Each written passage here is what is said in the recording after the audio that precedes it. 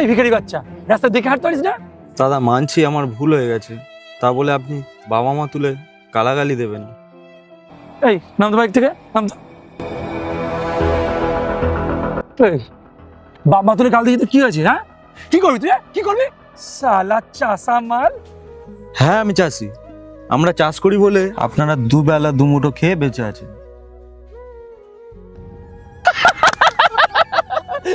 এই চাষি মালটা বলে কি এর জন্য নাকি আমরা দুবেলা দুমুঠো খেয়ে বেঁচে আছি?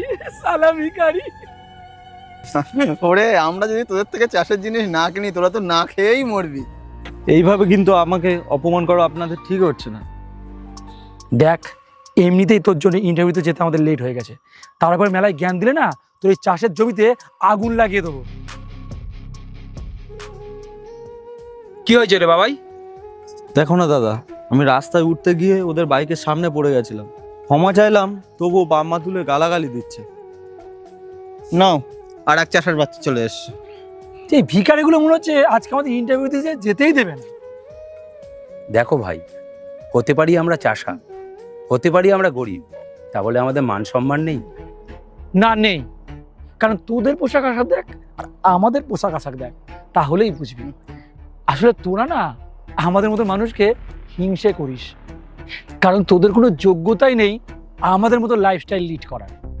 Lifestyle lift? তা বলছি ভাই, তোমরা কোন কোম্পানিতে ইন্টারভিউ দিতে যাচ্ছ? সিজিএসএ কোম্পানিতে, সিজিএসএ কোম্পানিতে ইন্টারভিউ দিতে যাচ্ছি। কোনদিন নাম শুনেছিস? আচ্ছা, সিজিএসএ, বুঝলাম। কি বুঝলি? কলকাতার সব থেকে বড় কোম্পানি, বছরে মাত্র 2 জনকে চাকরি দেয়। আর এবছর আমরা 2 জন ইন্টারভিউয়ের জন্য সিলেক্ট হয়েছি। ভালো। তা ভাই তোমাদের দুজনের নাম কি? নাম শুনতে চাইছি, মনে হয় কোথাও গিয়ে না কমপ্লেন করবে। শুনে নে, আমার নাম শিবু অধিকারী, এর নাম চিরঞ্জিত সেন। যা, কোথায় কি বলবি বলবি যা। এই ফোন বের করেছে, মনে হয় আর কয়েকটা ভিখারি চাষাকে ডেকে আনবে আমাদেরকে ভয় দেখানোর জন্য। হ্যালো দেবাশিস, বলছি আজকের কি দুজনের ইন্টারভিউ দিতে যাওয়ার কথা আছে? শিবু অধিকারী আর চিরঞ্জিত সেন। ওদের ইন্টারভিউ ক্যান্সেল কর, ওরা জব পাওয়ার যোগ্য নয়। নাটকটা দেখছিস, নাটকটা দেখছিস? স্যার ফোন করেছে। হ্যাঁ স্যার বলুন। শুনুন, আপনাদেরকে আসতে হবে না, ইন্টারভিউ থেকে আপনাদের নাম বাদ দেওয়া হয়েছে। ইন্টারভিউ থেকে আমাদের নাম বাদ গিয়েছে বলছে? কাজ সেরে তাড়াতাড়ি বাড়ি চলে আসিস। বলছি দাদা উনি কে? উনি আপনারা যে কোম্পানিতে ইন্টারভিউ দিতে যাচ্ছিলেন, উনি সেই কোম্পানির মালিক।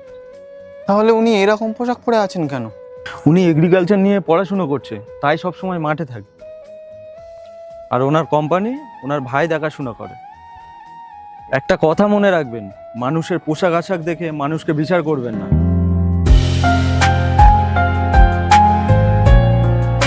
ইংরেজিতে একটা কথা আছে না, ডোন্ট জাজ এ বুক বাই ইটস কভার।